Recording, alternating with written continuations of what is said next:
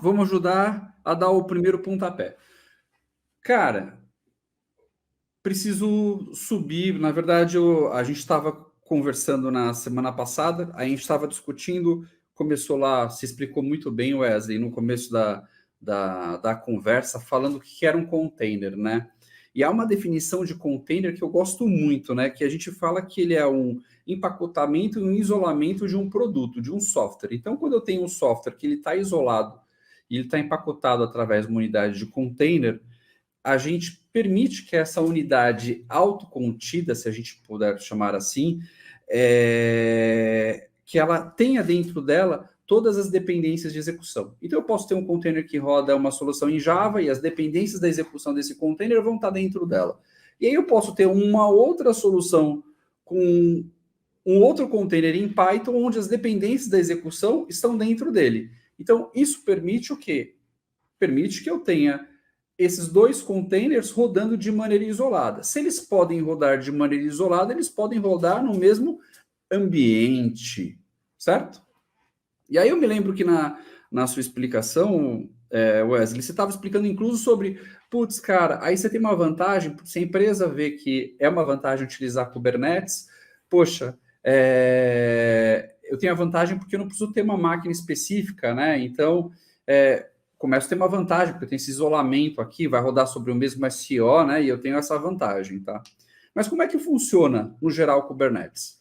No geral, eu tenho um cluster, um grupo de máquinas, e ele tem dois grandes blocos, um control plane e um data plane. O control plane, que é a cabeça do cluster Kubernetes, né? Ele é um master, é onde estão os nós masters. Dentro do nó master, a gente tem três componentes importantíssimos: o scheduler, o etcd e o control manager, né? E aí que está aqui como CM na interface para a gente, tá? E o Kube API, que eu vou falar dele já já. Esse cara está no master. Então, quando a gente faz uma instalação no cluster Kubernetes, eu normalmente tenho que instalar esses componentes, né, dentro desse meu cluster. Quando eu faço isso na nuvem, eu não preciso me preocupar com isso. Por que eu não preciso me preocupar com isso, Wesley? Cara, porque o fornecedor de nuvem já faz isso para você. No momento que eu vou provisionar aonde o container vai ser executado, que é no meu data plane ou nos meus worker nodes, o que acontece? No momento que eu provisiono e falo, cara, eu preciso dessa infraestrutura para executar o meu container, automaticamente a infraestrutura do master já é provisionada e você nem tem acesso a isso, ok? Mas o que você precisa entender? Precisa entender como que funciona debaixo do pano, né? E aí foi isso que a gente discutiu um pouco. O meu etcd, ele vai ser a minha base de dados. Lá vão estar os registros. Fernando, sem querer coisar, tem uma galera falando que não está conseguindo enxergar direito. Será que você consegue dar um ESC e talvez forçar o zoom mesmo ali no PowerPoint? Consigo, calma aí.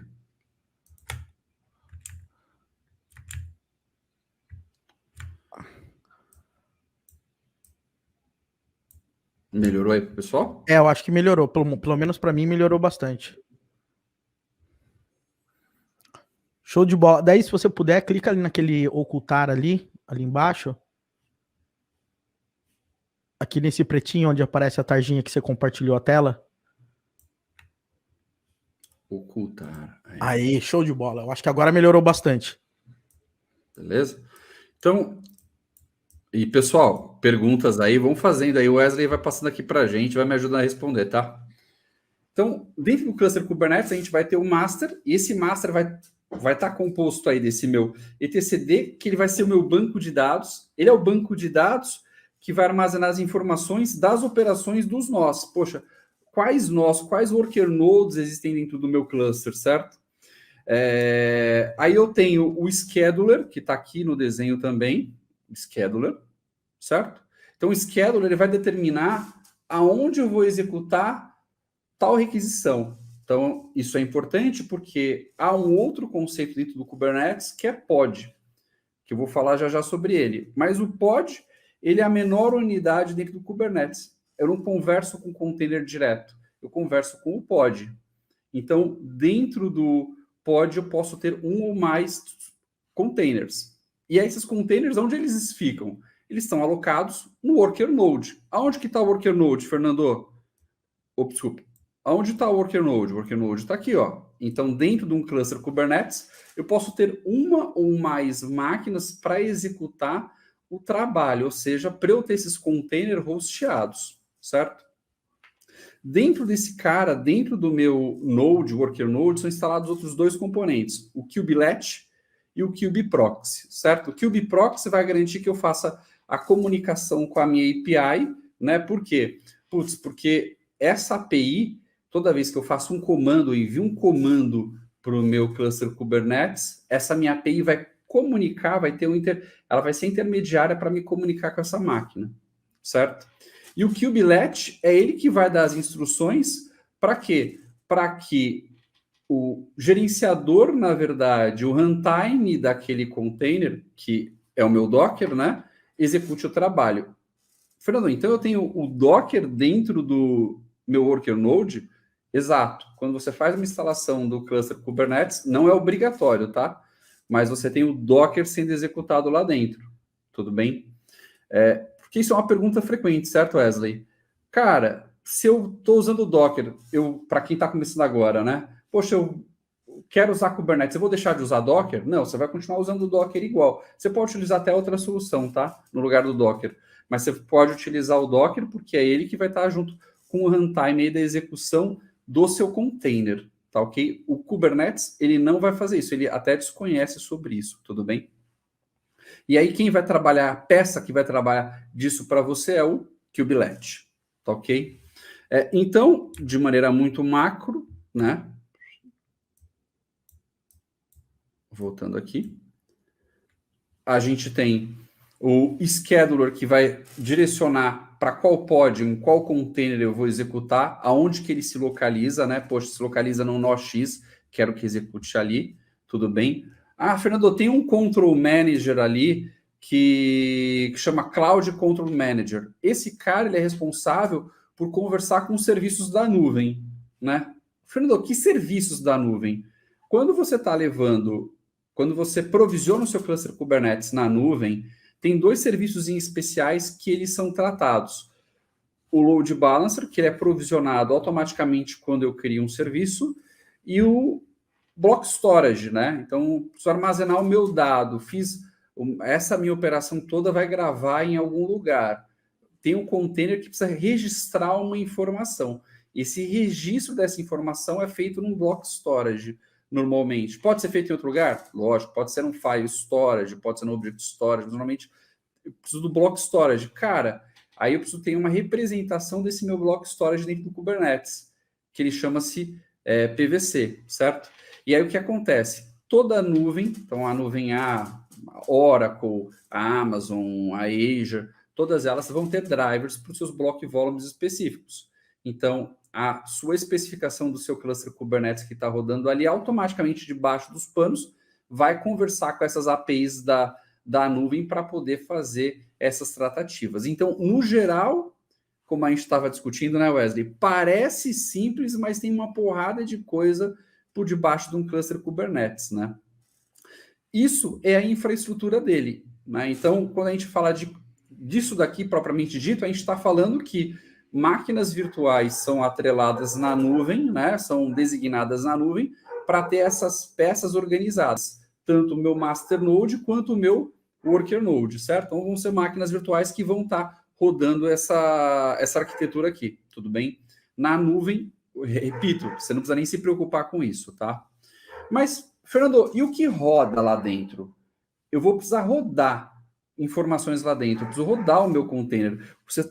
Você me falou que o container ele é uma peça atômica que representa algo que vai ser executado, um código, um programa, né? E lá dentro estão as dependências dele. Como que isso é organizado? Vamos lá. Ah, essa é a imagem mais bonita que eu acho. Então, isso é bonitinho, né? Os caras têm que fazer um Lego logo ali, só de Kubernetes, de montar as paradas. Então, a gente estava comentando, cara, se eu tenho um container que representa um empacotamento, né, de uma imagem Docker, né, ele, para ser executado no cluster Kubernetes, eu preciso ter alguém que administre o ciclo de vida desse cara. quem administra o ciclo de vida do meu container que está sendo executado é o pod. Então, o pod, ele é, vamos dizer assim, ele é a unidade mais simples que a gente tem. Ele é a unidade escalável. Eu vou usar até uma palavra que a gente usou muito na sexta-feira, Wesley, replicável, né?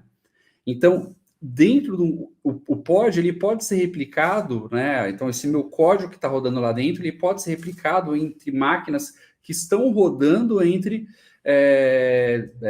máquinas distintas. Então, eu posso ter o meu código dentro de um pod, esse pod ser replicado nessas máquinas.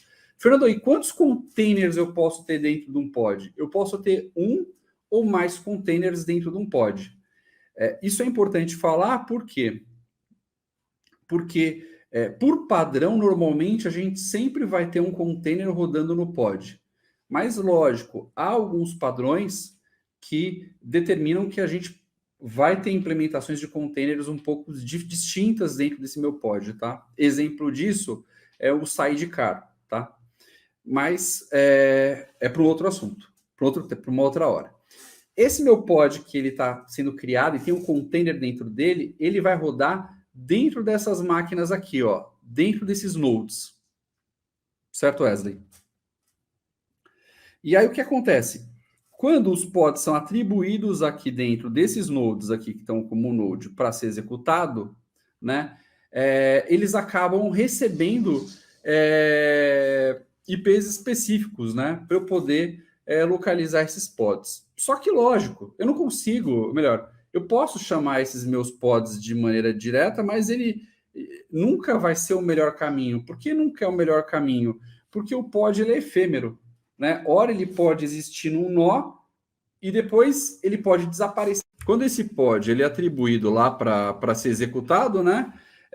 Lógico, ele vai ganhar as informações de rede do node que ele está atribuído. Mas, se por algum incidente, ou se eu precisar escalar, ou seja, eu escutei, acho que entrei justamente na hora que você estava falando, né? Se eu precisar responder mais requisições, esse pod ele vai replicar, né? Então, ele vai aumentar entre os nós, né? Então, puxa, vou aumentar a quantidade de réplicas desse nó. E aí, o que acontece? Eu não consigo, né, descobrir, cara, com qual pod eu vou falar. Eu preciso falar com alguém que vai interfacear isso para mim. E aí apresenta uma figura de um cara importantíssimo, que é o service, né? E aí a gente tem services de alguns tipos aí, né? A gente tem o cluster IP, a gente vai ter o load balancer, que vai provisionar, como o nome diz aí, um balanceador de carga para mim. Eu posso ter um service também baseado no node port, onde eu vou tratar diretamente no nó, para uma requisição cair num nó específico, ou eu posso ter um ingress, tá? Que também é um serviço que vai fazer o balanceamento das requisições que chegam dentro do Kubernetes. Tudo bem? Importante, né? Porque esses deploys que a gente está fazendo no Kubernetes, esse produto que a gente faz no Kubernetes, ele obrigatoriamente vai ter essa característica, tá?